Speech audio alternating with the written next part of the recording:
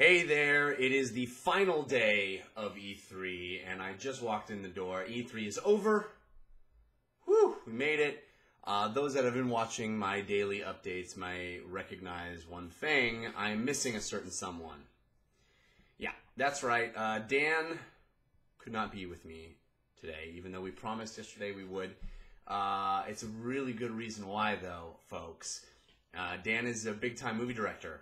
And he has a meeting. He had a meeting with. If I told you who he was meeting with, you would freak out. It is a real big thing. He probably would kill me for even saying any of this. So don't tell Dan that I mentioned that he had a big time Hollywood meeting today. So I had to go solo. It was a last-minute thing, and it was a bummer, but you're going to get my report, my full E3 report, solo. I did not prepare before starting. Got to pull out my all my materials so I know what I'm talking about. I should probably just start this video over, but I'm not gonna because it's the end of E3. So here's what we're getting. Okay, beginning of the day, Sony. Sony booth. Went to the Sony booth, went to their private area and saw a bunch of things, starting with Beyond Two Souls, which, holy crap, I cannot wait for this game. I'm a huge, as many of you know, huge Heavy Rain fan, love David Cage, and everything that we saw last year, I think that Beyond Two Souls was one of my biggest games of E3 last year. And all of a sudden we're getting, this game is in Somalia. We're in Somalia. We're doing war stuff. We got shooting and dust. So, man, supposedly the game spans 15 years of the main character's life.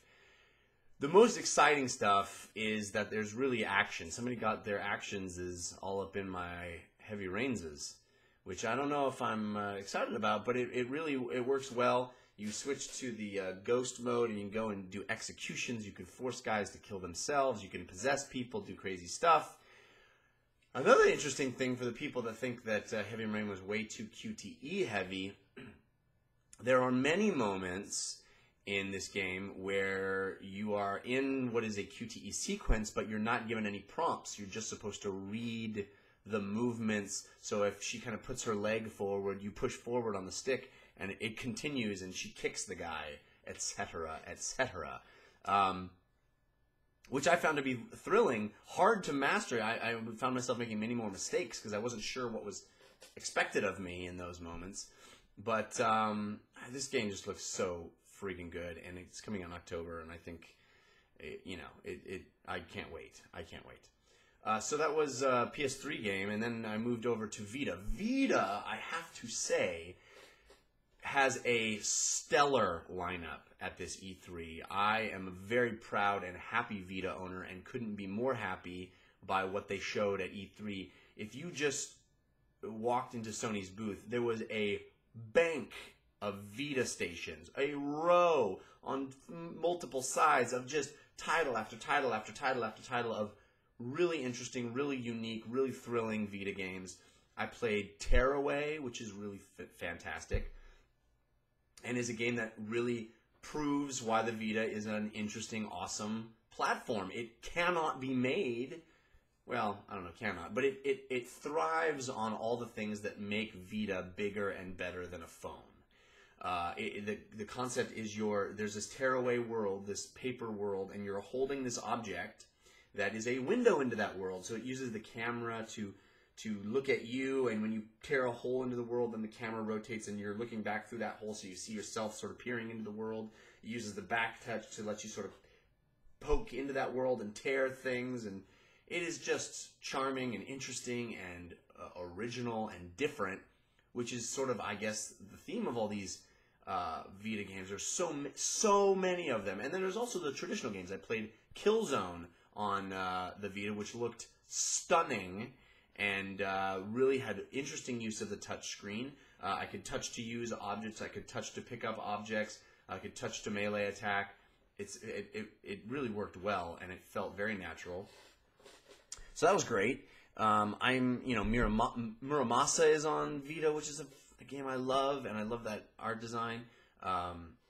the Crown game. What's that? Something for the Crown, Defender of the Crown, something Crown as the next Atlas sort of wonderful vanillaware, beautifully hand-drawn animation game. That's always on display on the show floor too. But yeah, so I mean, I could go on and on and on about these Vita games. There were so many of them. I didn't get a chance to play half of the really interesting looking, awesome Vita games. I took a notes on some of what I saw. There's too much to talk about, people, and I'm frazzled. And it's the end of E3, and I didn't do any preparation as I normally do before I turn the camera on. But we're powering through. Okay, PS4. Let me say this: the controller for the PS4 is sublime. Far better than the Xbox One controller. I'm a little disappointed, quite honestly, with the Xbox One controller. The bumper buttons, in particular, are actually more difficult to hit with my fingers than they used to be on the 360. I find it to be smaller and I'm more cramped. The triggers don't feel as good. The triggers on the PS4 controller are awesome. It's super cool, and the touchpad is really slick. It's actually a button. I don't know how many people know that. I didn't know that going in. So you can slide and do all the touch stuff, but you can also depress it, and it's a button. It's got the glowy bit on the back that lets it be like a move controller, so it can be tracked by the PlayStation Eye. It just feels so comfortable in the hand. The bumpers are nice. The triggers are so nice. It's got rumble on two sides. It is just a great controller. So what did I play on the PS4? I played Knack, which is pretty cool. It gave me a very Cameo vibe. It definitely feels like a launch game in that it's like, hey, look what we can do. Particles. We can do all these little fiddly bits. The game itself is pretty linear and pretty simplistic. It's made to be accessible for, they said, 7 to 75-year-olds. And it is that. But it's impressive. You're collecting bits of detritus in the world into your body. It's 2 days in a row I use that word. You're collecting bits of stuff in the world and sucking them into your body, and you grow bigger and bigger and bigger until you're building size, which is pretty cool. It feels like a launch game. It feels like, hey, look at this cool new tech we can do. I think it'll be fun. I think it'll be looked at in retrospect as being a very sort of simplistic launch game. But, should be a lot of fun. And it's actually a platformer, which is pretty cool. I was enjoying it. It has a great art style. Looks very Pixar. I was enjoying it. I played Driveclub, which it looks a lot like a lot of these other driving games. I was not too impressed with it. It's interesting, the integration of the eye and the movement stuff. It takes a picture of you right when you start. I have to admit that it does not look as pretty as the new Need for Speed or Forza. I just don't think it does. I apologize, but it does not. So I was a little underwhelmed with Driveclub. What else did I play in the PlayStation 4 booth on the PlayStation 4? Killzone. Looks very pretty, very, very cool shooter. I like the outdoor environments and the cool zip lining. Lots of zip lining in the demo.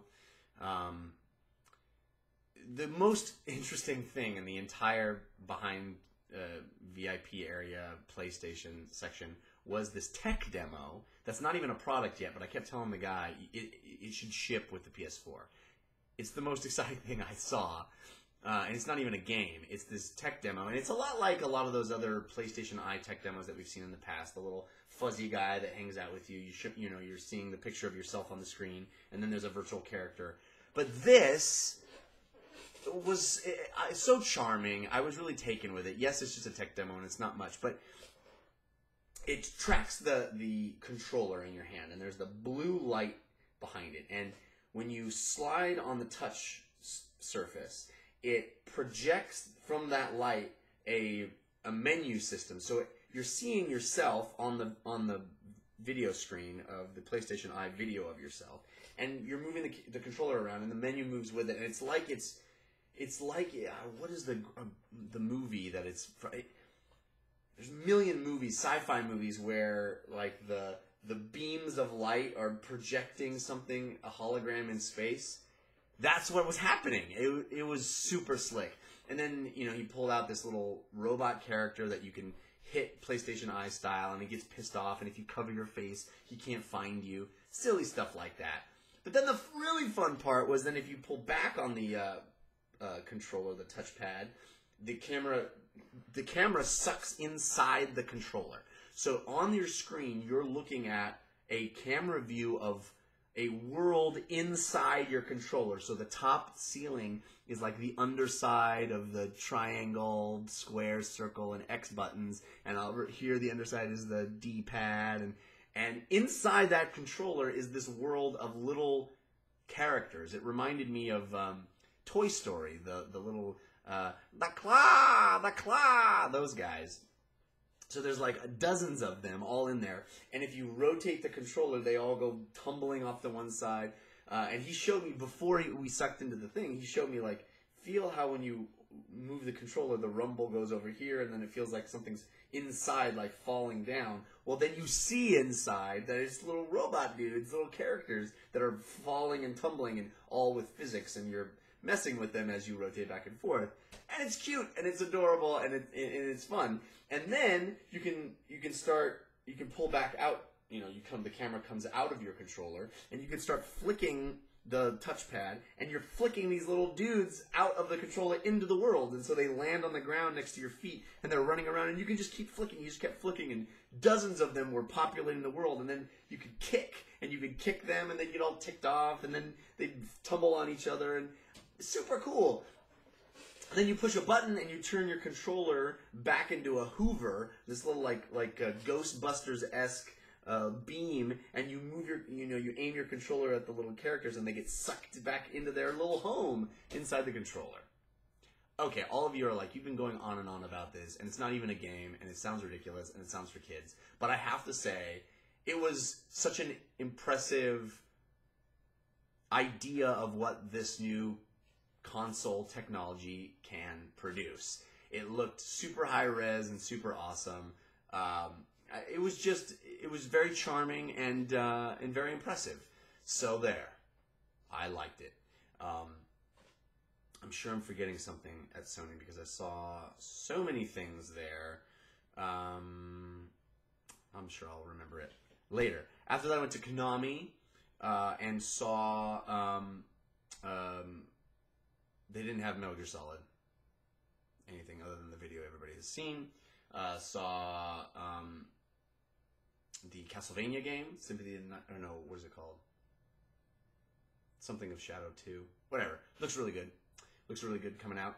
And then I went and saw Titanfall, the behind closed doors presentation of Titanfall, which was them playing a live multiplayer match. Holy crap, that game.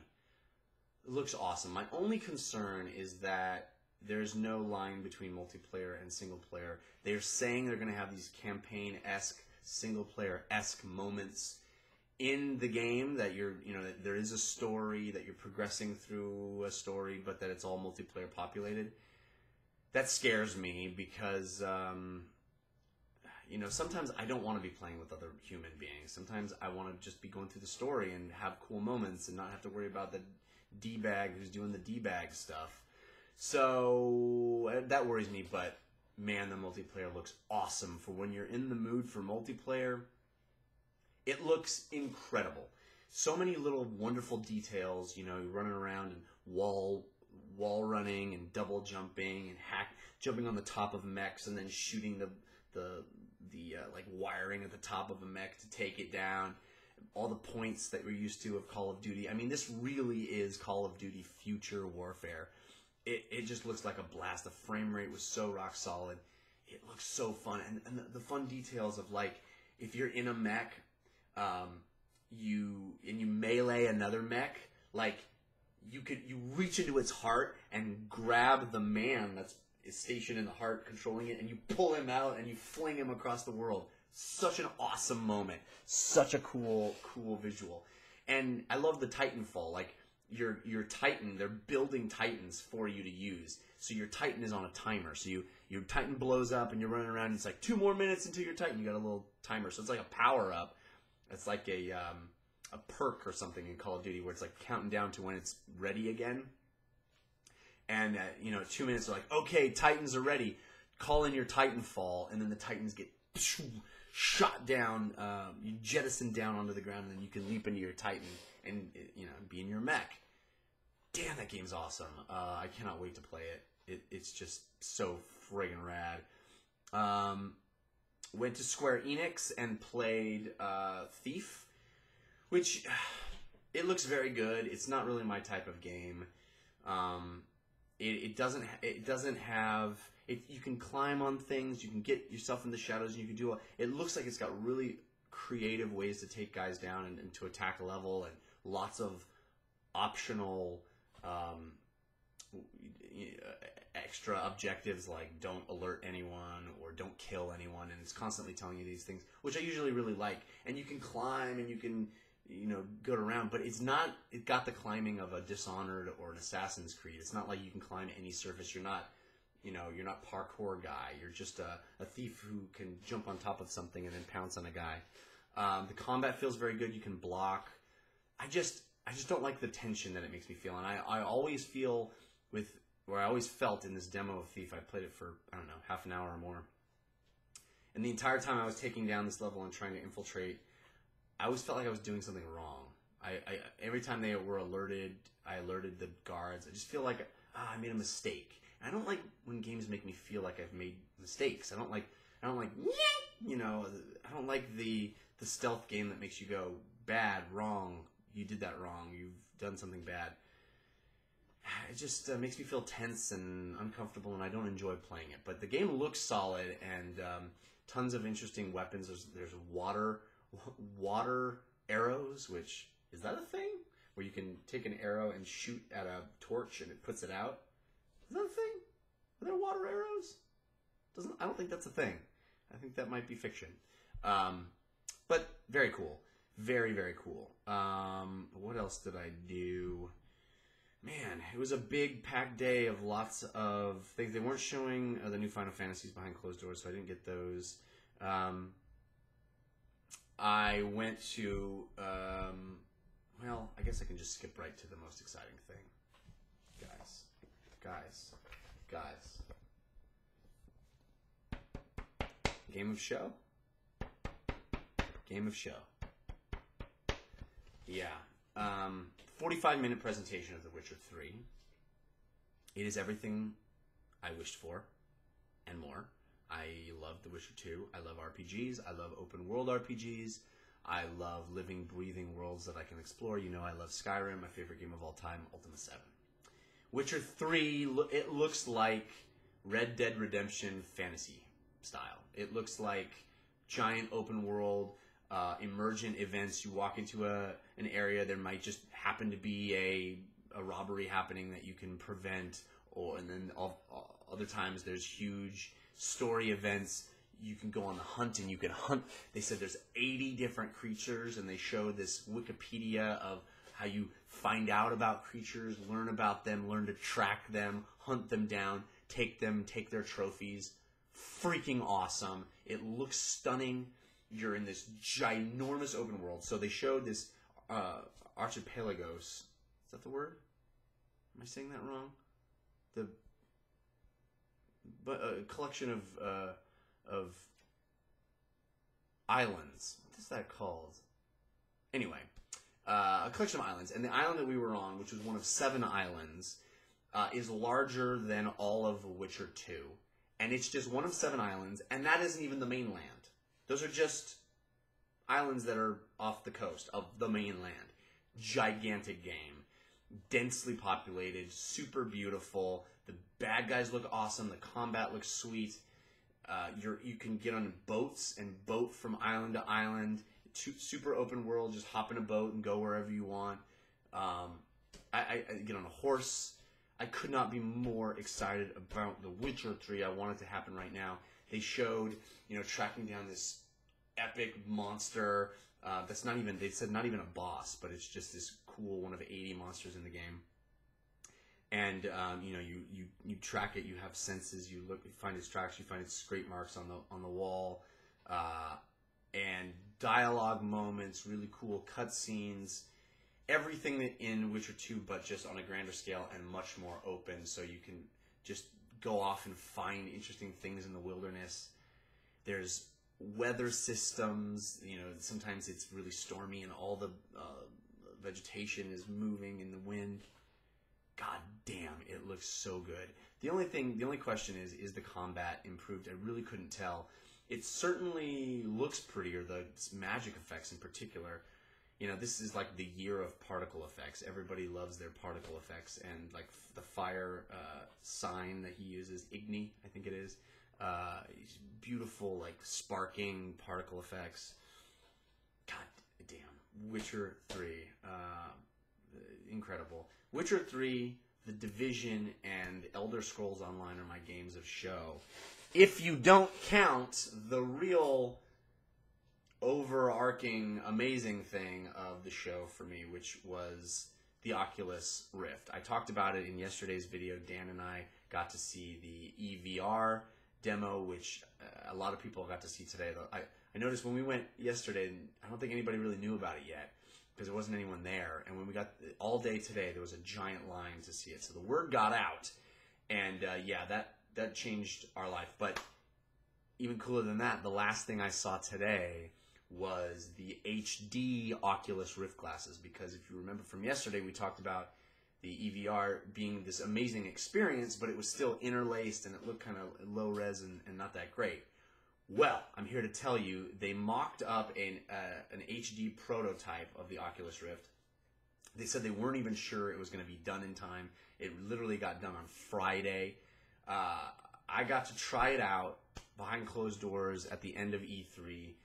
And the really cool thing is you started in this snow area. He's like, look up at the snow. And you look up, and of course the snow is falling right on you. You can look down. You can look all around. And I'm here to tell you, it is not as crisp and beautiful as like a great HD monitor, but the jump to HD from the Oculus Rift we saw yesterday is significant and tremendous. It is impactful, and it makes the whole world seem much more vivid, and I'm ready to buy one. I don't think I would want the interlaced version, this HD 1080p version. I mean, I don't know if it is actually 1080p. That number got bandied about, but and then after the snow scene, we got catapulted into, if you are a loyal viewer of the Totally Rad show when we were doing that, last year's E3, we talked about seeing the demo for the Unreal Engine 4, which is actually online. You can watch it yourself. And in that demo that Unreal put together, that Epic put together, there is this cavern and this giant demon guy, and there's like particle effects everywhere and lighting and stuff. Well, they converted that demo into an Oculus Rift HD demo. So we were inside that cavern. You literally start inside that cavern, lava everywhere, lighting is beautiful, and he's like, turn around. And, of course, you turn your head around, and behind you is a demon sitting on a throne. The demon stands up and looms over you. And he's like, the guy says, okay, pull the trigger. And you pull the trigger, and amazing particle effect ice bolt comes out of you, because it's in 3D and you're there and you're in it. It comes out of you and shooting and bounces off the walls and leaves all these cool particle effects reflecting on all the surfaces. And I just kept spamming that thing and watching my ice bolt like bound around the room and in 3D, feeling like I was there. It is stunning, and it is the most exciting thing in gaming in a year with 2 new consoles, ridiculous new technology being shown. The most exciting thing in gaming is the Oculus Rift HD headset and the Oculus Rift EVR demo. I tweeted out that the console manufacturers, if they're smart, they will try to get that technology on their consoles as soon as possible. I think it's going to blow people's minds when they see it in HD, when they get games made for this. I mean, a driving game in these goggles is going to blow your socks off. People are going to be wanting X-Wing versus TIE Fighter to be remade for Oculus Rift, because that EVR demo is basically Battlestar Galactica or X-Wing versus TIE Fighter. I can't wait to have exploration games made with it, where I can look around and under and above and around and things and see things. I honestly think the way that we look at, the way that some of you look at the games of my childhood and see them as primitive. You look at like Atari 2600 games and 8-bit games, and they look so primitive. Like, you guys were enjoying, playing Berserk and Pac-Man and shit. I think we're going to look back at the entire first-person shooter genre and laugh uproariously that we had these games where our perspective was locked to this weird pasted-on hand holding a gun in front of us, and that it's going to seem so ridiculous that there's these arms that are locked to where we were looking, and the idea that a person would be doing this everywhere they looked, when you can decouple those your perspective from your body and be able to just look around with your head. It is game-changing. It is phenomenal. It is the most exhilarating thing I saw all E3 week. It really feels like the future of gaming, especially in a year when these new consoles are the future. And there's a lot to be excited about for the new consoles. But this, my friends, is the future of gaming. It is an experience unlike anything else, and it is one, it's going to maybe take some adjustment to be able to do it for long stretches at a time. But what I saw this week, I am a believer. I can't wait for it to happen. I want all those new experiences and new games. And it's going to invent genres. There's going to be new genres of games because of this technology. And that is awesome. So, I'm getting a call. So that's my cue to sign off. I hope you've enjoyed these videos all week. I'm sorry Dan wasn't here today. But stay tuned. I'm going to put up a review of Man of Steel. Also very excited. Very big week. And Last of Us. So hey, it's a great time to be a gamer. It's a great time to be a geek. Thanks for watching. I hope you subscribe. And there'll be lots more. And then, of course, Newest, Latest, Best coming soon. The new show. Newest, Latest, Best. Stay tuned for that.